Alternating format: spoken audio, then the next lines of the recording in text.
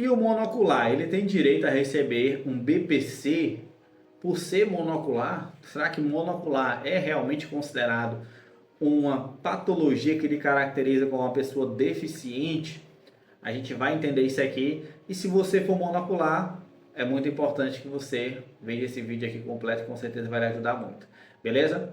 Então, a gente vai começar falando sobre os direitos da pessoa que é monocular. Antes disso, aproveitando, se inscreve no canal, ativa as notificações. Se tiver alguma dúvida, deixa aqui no comentário que eu vou lhe responder.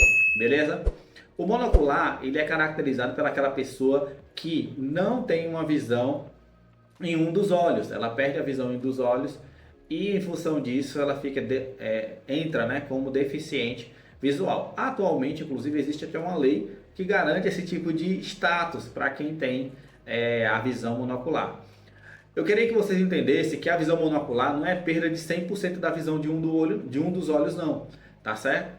Porque ele pode perder uma boa parte da visão de um dos olhos, que deixa ele sem ter uma visão nítida das coisas, ou seja, ele não consegue enxergar de forma clara com aquele olho. Isso também faz com que ele se torne uma pessoa monocular. Vou dar um exemplo. Tem um cliente meu que hoje ele recebe uma aposentadoria por invalidez, que a gente conseguiu, certo? Porque ele é monocular, mas ele enxerga nos dois olhos. Como é que ele é monocular? Ele é monocular porque em um dos olhos ele tem uma grave perda de visão. É tão grave que no próprio laudo vem dizendo que ele enxerga a 1 metro apenas. Entendeu? No laudo vem especificando isso, que naquele olho ele enxerga a 1 metro. Passou disso, ele não consegue mais identificar.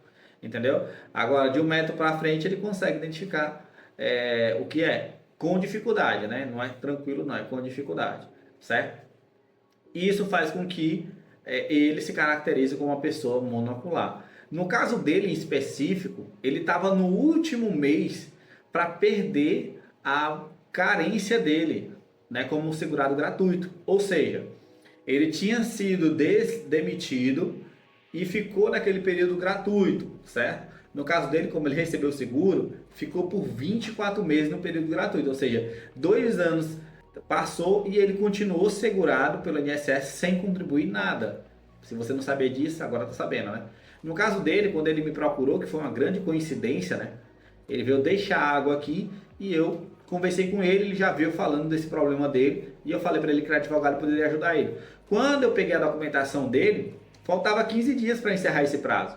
Aí eu corri, expliquei para ele a situação, a gente assinou a papelada e eu protocolei o processo dele. E hoje ele está aí recebendo a aposentadoria por invalidez, porque ele estava segurado pelo INSS. No seu caso, é um BPC, você não está segurado pelo INSS, tá?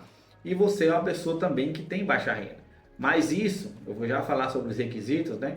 O importante é que você entenda que o monocular, ele não é uma pessoa que tem zero visão de um olho e tem uma visão do outro olho, 80%, 100%, em apenas um olho não, tá bom? Ele pode ser uma pessoa que tem visão nos dois olhos, mas ele tem uma baixa visão em um dos olhos, né?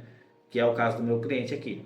Beleza? Deu para você entender? Outra coisa muito interessante é que o monocular, ele tem um excesso, né, de utilização do olho que funciona. E isso faz com que esse olho ele receba uma sobrecarga e, em alguns casos, ele comece a diminuir a visão desse olho. Por isso que é importante você fazer o exame, né, que identifica a sua visão, tá? Porque ele é que vai ajudar você a ter o seu benefício deferido, tá? Beleza? Requisitos para pedir o BPC LOAS. Primeira coisa que você tem que ser é o que a gente chama de pobre na forma da lei, tá? Você precisa ser uma pessoa que tem um cadastro no CRAS, que não tem como se manter e não tem alguém que lhe mantenha, tá certo? Beleza? Esse é o requisito social, tá? Então, você precisa preencher esse requisito. O outro requisito é a questão da deficiência, que você vai provar ela por meio do exame que identifica, inclusive nesse exame tem uns gráficos, né? Tem um olhozinho, os gráficos lá, que identifica o grau da sua visão, quanto você tem, a sua perda, etc. Tá certo? Esse é o exame. Então, junta essas duas coisas, provar que você não tem como se manter e não tem alguém que lhe mantenha, que é ser pobre na forma da lei, e provar que você é uma pessoa deficiente, no seu caso, monocular. Esses são os documentos que você vai provar cada requisito. Deficiência, exames e laudo médico. Inclusive, se você toma algum colírio também, receituários, beleza? Histórico de atendimento, prontuários, tá? Que você vai provar que você é pobre na forma da lei, cadastro no CRAS, sua carteira de trabalho, se você recebe Bolsa Família, cartão do Bolsa Família, cartão do SUS é muito importante também, documentos pessoais, RG e CPF, basicamente esses são os documentos. Gastos que você tem com o seu olho, com a manutenção da sua casa, energia, água, luz, gás, entendeu? Então você vai juntar toda essa documentação aí, colocar tudo num bolinho e protocolar no sistema do INSS, tá certo? Deu para você entender até aqui? A gente já falou da deficiência, já falou dos 2 requisitos que você precisa preencher e já falou da documentação necessária. Agora, a gente precisa falar de como você vai fazer o requerimento no INSS. Você abre a plataforma do INSS com o seu CPF, lá, o meu INSS, tá? Abre essa plataforma e lá você vai requerer um benefício assistencial à pessoa com deficiência, que é justamente esse BPC Loas.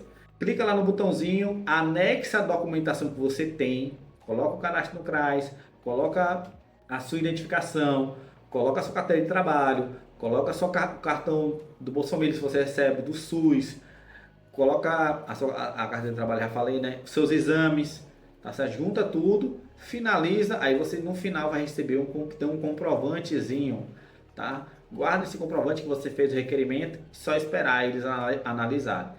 Detalhe importante, atualmente o INSS está permitindo você mesmo indicar a sua perícia. Então quando você finalizar, ele já vai para um próximo campozinho que você escolhe a perícia que quer fazer, né? A médica ou a social, você vai passar pelas duas. E as duas são feitas no INSS nesse primeiro momento. Aí você clica lá em colocar a perícia, aí escolhe uma data, se estiver disponível na agência mais próxima de você, escolheu, show de bola, vai para o social, já designa a perícia também. Escolhe uma data na agência próxima a você e pronto, show de bola. Só esperar as datas e ir para a perícia. Se você tem uma dúvida de como se comporta na perícia, eu tenho um vídeo aqui no canal que eu falo exatamente disso, como você vai se comportar na perícia para ter um resultado bom. É muito importante você saber disso, sobretudo na perícia médica, tá bom? Beleza? Se você ficou com alguma dúvida, deixa aqui no comentário. Se lhe ajudei de alguma forma, não esquece de se inscrever no canal, ativar as notificações, beleza? Vou deixar 2 vídeos aqui para você se inteirar aí do seu direito também. Valeu, forte abraço!